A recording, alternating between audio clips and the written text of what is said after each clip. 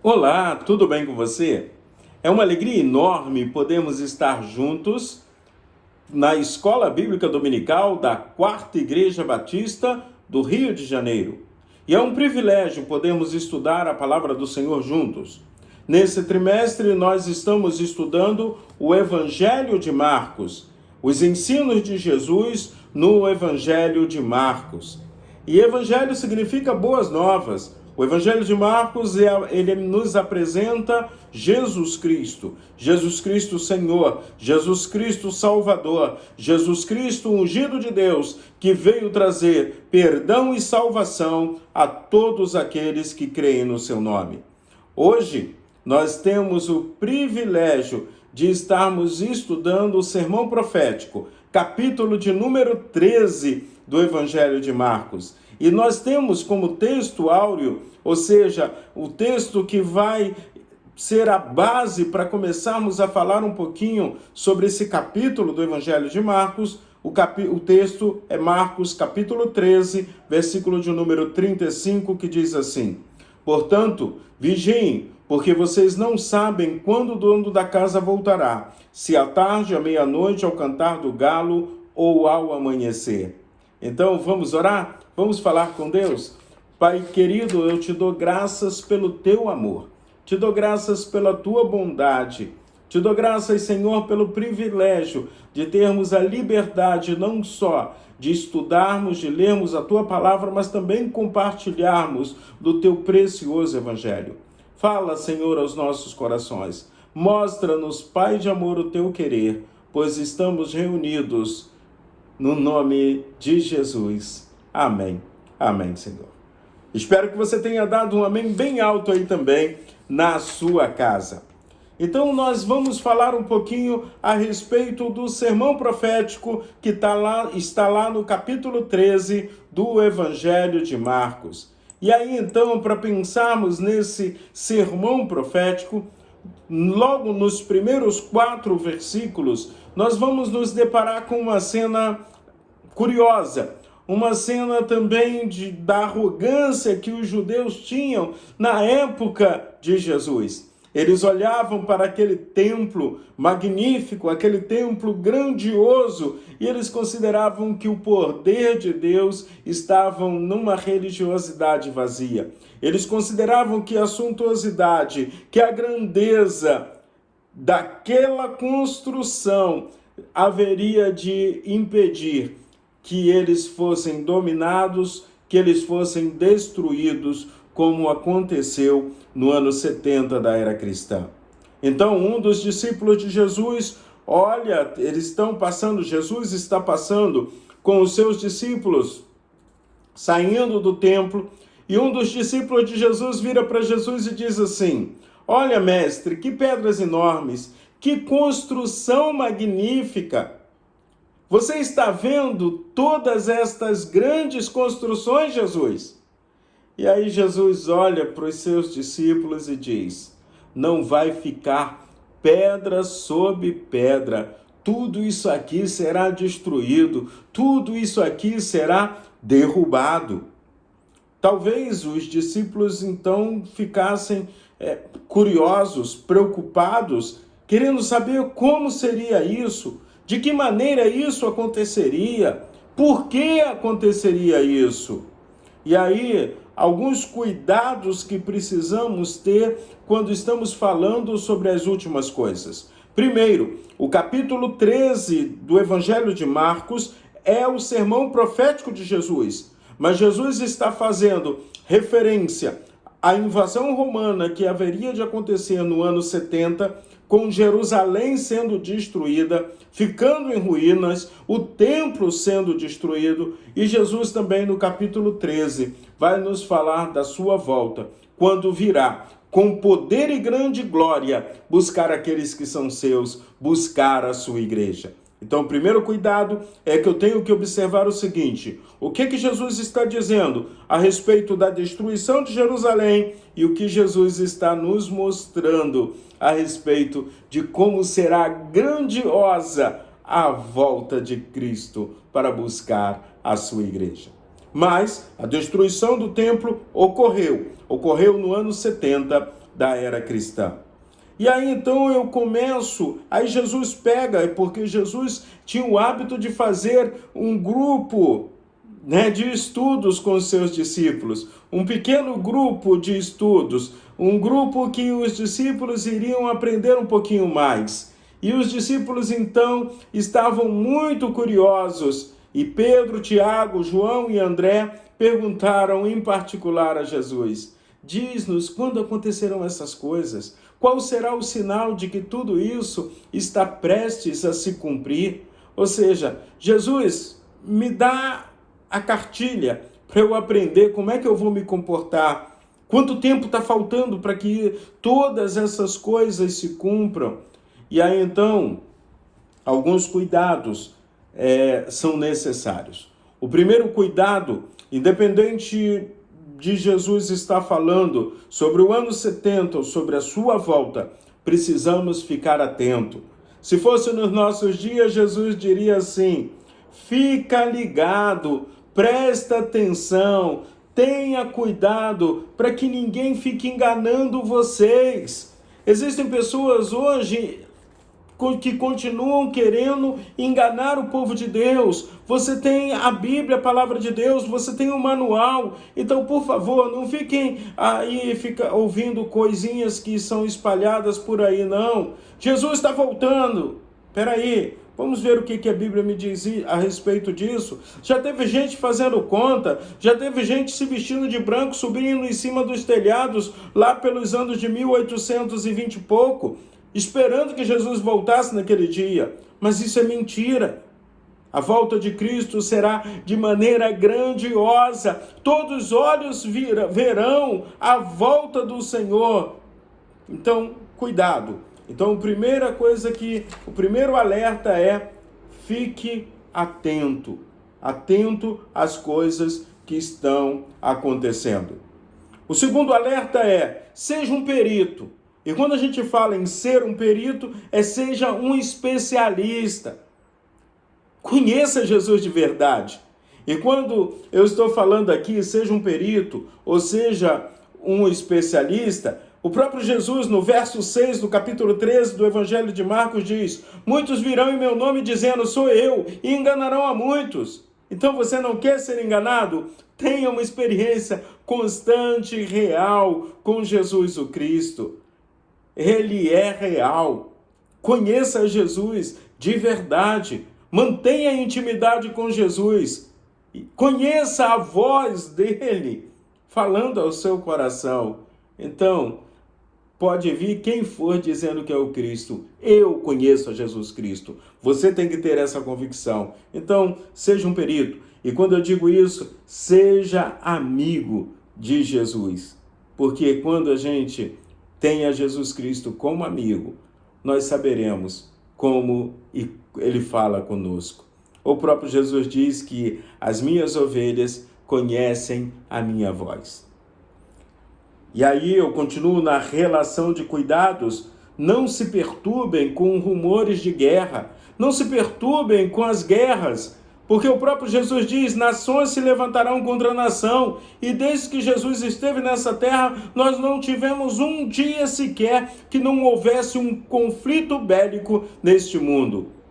Nós olhamos muito para a Europa, estamos olhando muito nos nossos dias para o conflito bélico entre Rússia e Ucrânia, mas a África, o continente africano, vem sendo tomado pela guerra, pelo terrorismo. Pessoas estão se matando no nosso planeta todos os dias. Então, mas isso não significa que é a volta de Cristo. Teremos também as catástrofes naturais. Estamos vivendo as injustiças, a maldade humana. Terremoto em vários lugares é catástrofe natural. Mas a fome é resultado de injustiça, de ganância do ser humano que tem se afastado de Deus. Essa semana mesmo tomamos conhecimento que a fome na nossa nação, no nosso querido Brasil, aumentou. Irmãos nossos brasileiros vão dormir esta noite com fome. E às vezes eu me pergunto, o que eu estou fazendo, o que nós estamos fazendo como igreja do Senhor, como cristãos. Mas eu quero te chamar a atenção o versículo de número 10 de Marcos, capítulo de número 13, que diz assim: e é necessário que antes o evangelho seja pregado a todas as nações. E está havendo um retrocesso. Estamos perdendo a visão de que a nossa missão neste mundo é pregar o precioso evangelho do Senhor Jesus Cristo. É anunciarmos o evangelho de Cristo sem mistura. É anunciarmos que Jesus Cristo é Senhor, que Jesus é Salvador, que Ele veio, morreu e pagou o preço grandioso pelos nossos pecados. Nós temos vários lugares nesse planeta, no nosso mundo, que o Evangelho de Jesus Cristo não chegou ainda. É necessário que antes o Evangelho do Reino seja pregado a todas as nações. Então a gente tem visto tantas coisas acontecendo, mas nós, como Igreja do Senhor, precisamos assumir o compromisso de pregarmos o Evangelho de Cristo. E aí a gente Jesus continua alertando sobre o martírio, sobre a questão de que pessoas estarão morrendo, serão presas por estarem pregando que Jesus é Cristo, que Jesus é o Senhor. Então, eu tenho que estar olhando para tudo isso e ficar imaginando que hoje eu tenho liberdade na nossa nação. Eu tenho liberdade de falar com você como eu estou falando agora. Nós temos a liberdade não só de pregarmos o Evangelho, não só de sermos cristãos, mas também de estarmos compartilhando dessa palavra.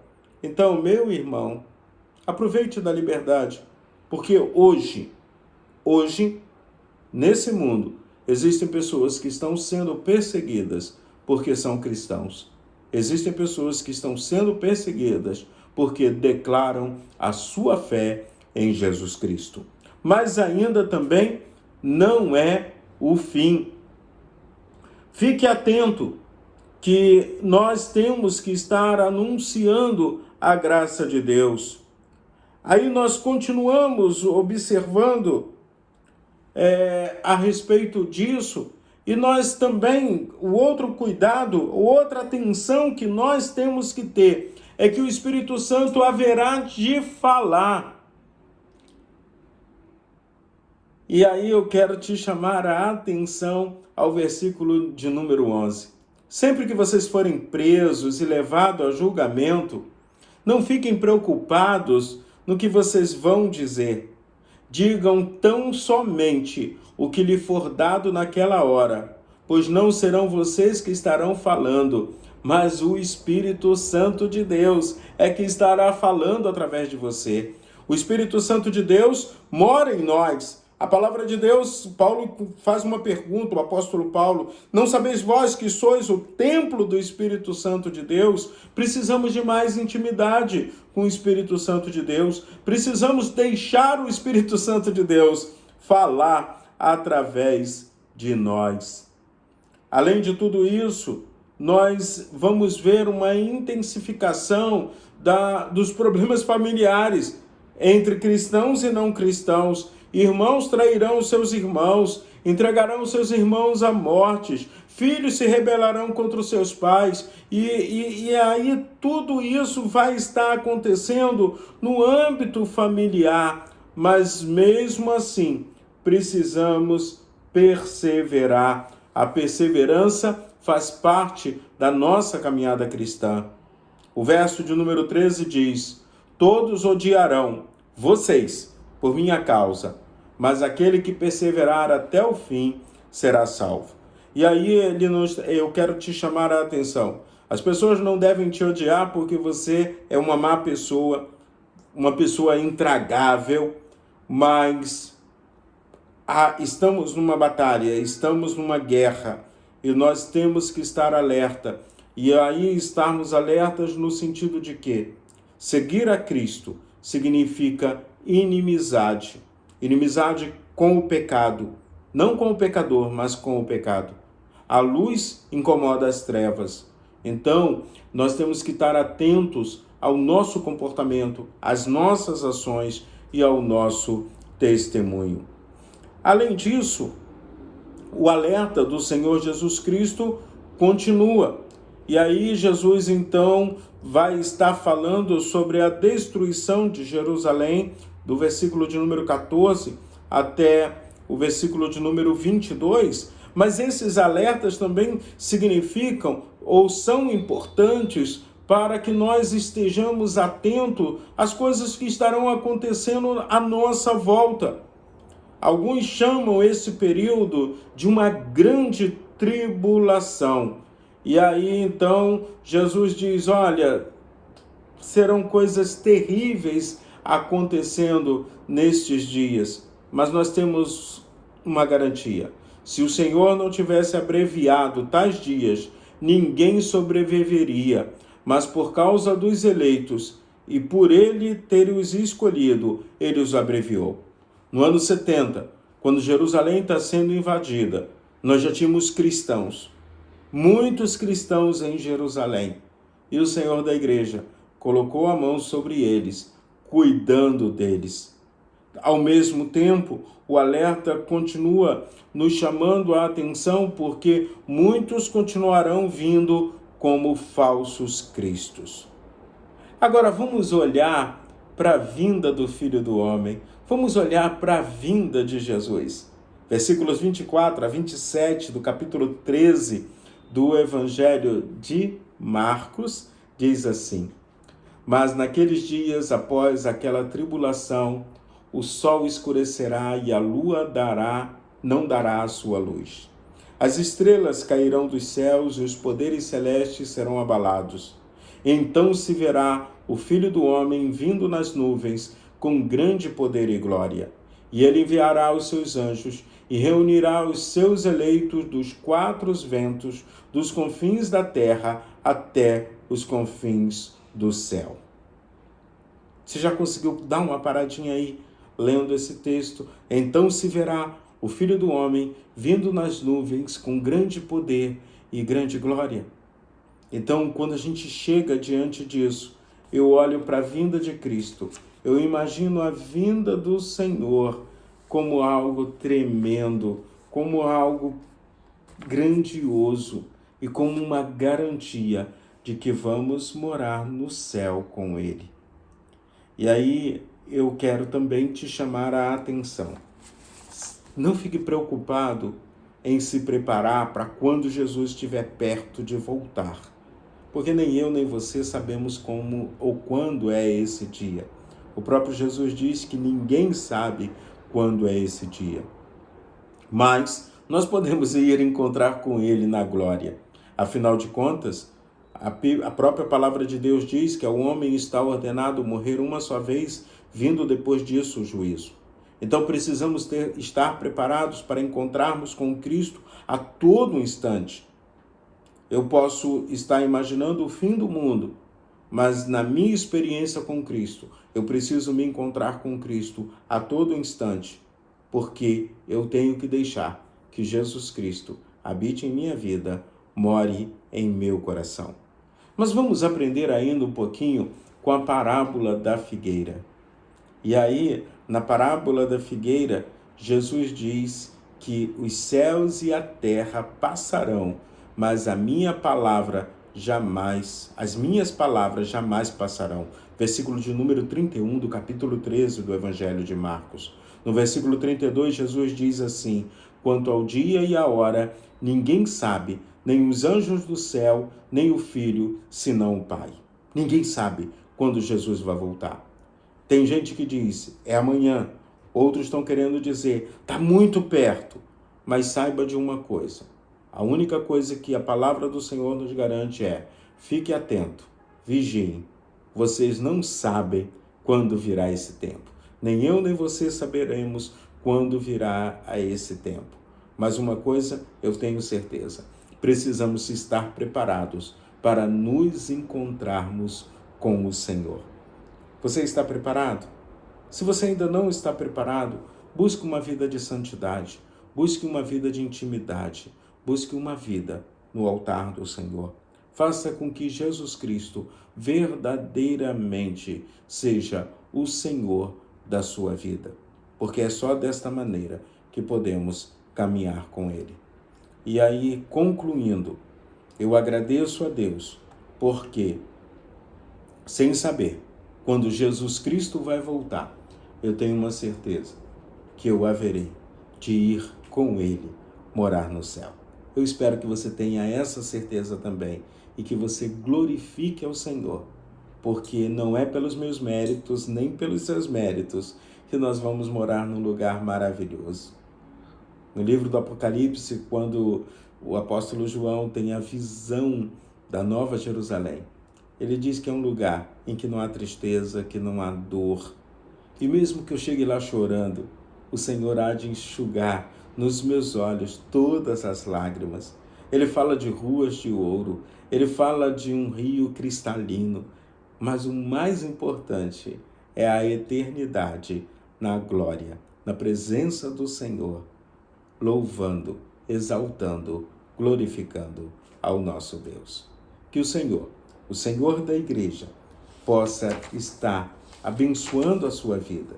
Que o Senhor, que haverá de voltar para buscar aquele que esqueceu, que declarou que pode passar tudo, mas as suas palavras jamais passarão, que Ele seja verdadeiramente o Senhor da sua vida. Vamos orar?